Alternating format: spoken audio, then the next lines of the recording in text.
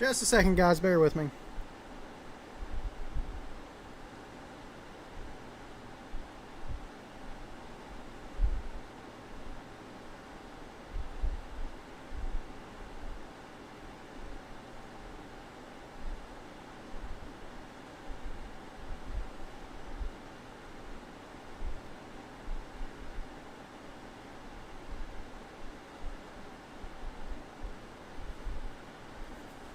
Alright guys, what's up? We're back. We're doing another track guide for pay-to-win setups. We have the NextGen open car here at Bristol. Fun combination, really different. It's weird. How do you explain this combination? Johnny! It's weird how you explain this combination. Honestly, it's a very odd duo. I don't really know how to explain it, but we're going to do like what we did with the B Open track guide, except we're in an actual session because I didn't feel like making my own and this one had proper settings. We're going to do 3 slow laps, and we're going to figure out, or I'm going to show y'all exactly how I run this track and what I do. Martin, go around me. I'm doing a track guide. Outside, clear. All good. So the key points are basically the same. It's the same track. 3 and 4 is a little more slippery in the next gen car. I turn my steering box to 53 millimeters. Y'all can or cannot. It's really personal choice. I like the 53 millimeter box. A little bit looser of a steering ratio. Much more than that, and it's too much even for me here. You've got these really big bumps in 1 and 2 again that can upset the car early run. And then, like I said, I'm just staying off the racing line because Martin's running laps. Really, it's the same track as the B Open track guide. Gotta pay attention to where you're at on track. 3 and 4 drive much differently than 1 and 2 because of Sally, I'm not racing. I'm just doing a track guide. Racing will start tomorrow. It's just a really slick place to drive out of 3 and 4. And of course, it's very bumpy and a little bit tight in 1 and 2, and then you have this snap of loose. The weird thing here is you don't really use a lot of brake. See how the red line starts there? I get off and immediately start braking. I don't give the car a lot of roll time here. So like, brake, let it roll, car bite down, slight throttle, all the way, off brake, turn it down, let the car roll, off brake, let it roll. 15.125 outside. About a second off there. Still out there. I don't want to race smart, and I want to do a good track guide for y'all. So, like I said, off brake. 15.564. Keep it low, because if you go high, you'll burn your tire off. Off and brake. And what I'm doing different here is at the red, I'm actually turning in, and as soon as my car starts to angle towards the bottom, is when I'm braking. Watch. Turn in, brake, off throttle, roll. Full car in front of you on the bottom. 14. Wobbly. See? It's hard to hang on to, especially when I got a car wrecking in front of me. Let's go reset it and go again. And we will do a 20 lap. We'll do a 20 lap run as soon as I get a gap to Martin here. Alright, that should be well enough. And the car gets faster as the run goes on, too. That's another really interesting thing about this car. Like most cars here at Bristol, first 2 laps are your fastest. Not this next gen. The more the tires warm up, the better it becomes. So, angle car, brake. Let it roll, roll, throttle, a little bit off the bottom, angle the car, brake, let it roll, a little too low. 14.793. And those times you see in the upper right, those are all qualifying trims, so.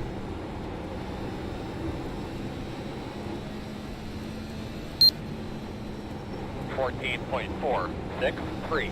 Did y'all see what I'm basically doing? Like, I'm getting the car angled, and then I'm rolling off the throttle, dabbing a brake just a little bit, And another important thing here in this next-gen car is you do not want to keep it bound up out of the corners. Like the Xfinity car, y'all can see I'm going much wider than I was in the Xfinity on exit, because if I keep it bound up, on the exit, it'll snap loose, and you don't want that. See, it was a little too far low, so it snapped loose on me. You just want to keep it. You got to be very patient. Half throttle, full throttle. 14.42. Tyler, yes I do. The next track guide I'm doing as soon as I'm done with this one is the Cup car. Be sure you stick around. It'll be a separate stream, but I will be doing the track guide for it. So see, you just brake, let it roll, and then you can feel it in your wheel, and you can also visually see it. Your car hooks down once it's finished its rotation cycle and it's hit the pivot point. You're good to hit the gas and accelerate off. 3 and 4 is a lot slicker here because it doesn't have as many bumps than 1 and 2. And you want to open the wheel up earlier too. Like you want to exit a little higher. See? Too low. Got loose. And that was out of 1. If I did that out of 3, I probably would have wrecked. And we're also behind the car, so we got some dirty air. Alright, these next 10 laps I'm going to shut up, and I'm just going to run laps so y'all can see what it's like without me talking and see the lap times. 14.48. Again, consistency here is key.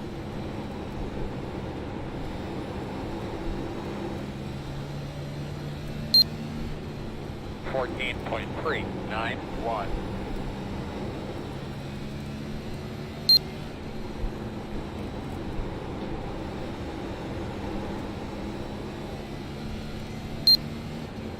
.406.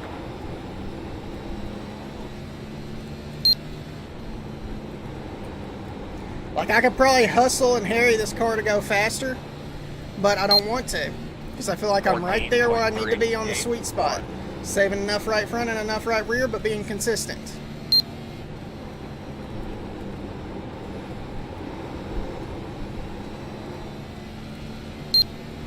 .388.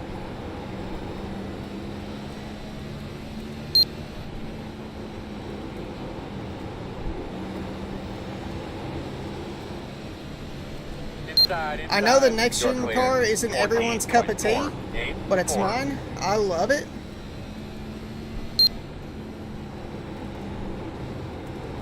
It's very fun, and it's for once an actual challenge to drive in the next-gen car.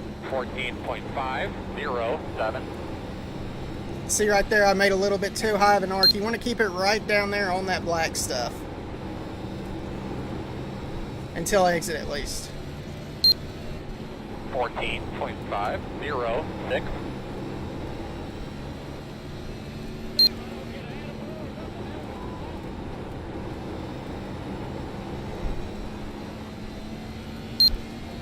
.42. Ah, session ended. Yep, good run, Martin. But see, we can still keep going. It's all about consistency. Because during this whole 20-lap run, I have not fallen off at all. I've averaged in the same 10th and a half, for anywhere from a 3.8 to a 5.0. It's all about consistency, guys. That is the biggest thing I can preach is consistency. Now, since I can't go to the Q setup, I'm going to show y'all what to do for Q. Pretend we're on fresh tires, Q setup. The lap's not going to be as good, of course, because we're on 20-lap old tires. But here's what Q is. Yeah, it's going to be... Actually, I did a Q run beforehand. I can show y'all my Q lap. Yeah, it's going to be a crap fest in the next gen for sure. But maybe we can get some good races in. So, what I'm going to do is I'm going to go to the cams for my run. And we'll analyze a few of the laps, and I can show y'all what I did different and show y'all my line. See, we're going into the corner. Back on the throttle. Open up the exit, off angle car, let it roll. Little too far down on the black stuff. Angle car, brake, little bit of brake, just dab it, and you let the car roll back down in the center, then you get back on the gas. Angle car, brake, let the car roll, go back on gas. Now here's a very important point for the next gen car. Let's go frame by frame here. It is very important to hit the turn out point in the next gen car. When you need to start loosening up your wheel. See over here my wheel straightening back out? I use these two marks as my reference. I want my wheel as straight as possible by this point.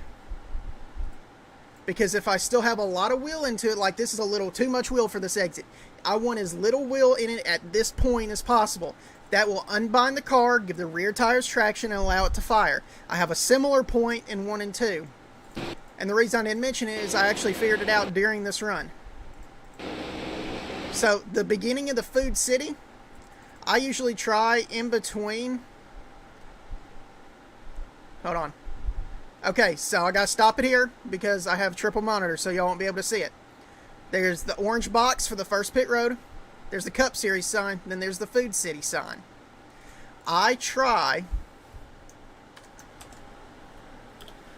to be raising my wheel up somewhere. Okay, thank you, camera. Whoops. Somewhere in between this and this stripe on the wall at the latest point, the Food City logo. That is when I try to straighten the wheel out for my exit out of 2. See, that was about perfect right there. I'll leave all this stuff up. I'll put that down. But see, like you can... Let me pause it. Once my tires heat up, so you can look at the lap times. It's consistency. 4.4 or 4.63, 5.91, 5.16, 4.29, 4.33, 6.73, 4.97, 5.39, 4.80, 3.97, 4.06, 3.81, 3.88, 4.84, 5.07, 5.06, 4.20, 4.29, so on and so forth. It's all about consistency, guys. Like, you don't have to be the fastest person lap after lap to win a race. You just have to be consistent. Just angle, let it roll. I go a little too high here, but it gives me a good exit. You do not want to do that every lap because you will burn the crap out of your right front. Nick Dabbs, thank you for the follow. I appreciate it. Welcome to the Highwayman. But you do not, and again, hold on, let me pause this. Similar thing to be open here. When you're feeling loose, run the outside for 3 to 5 laps.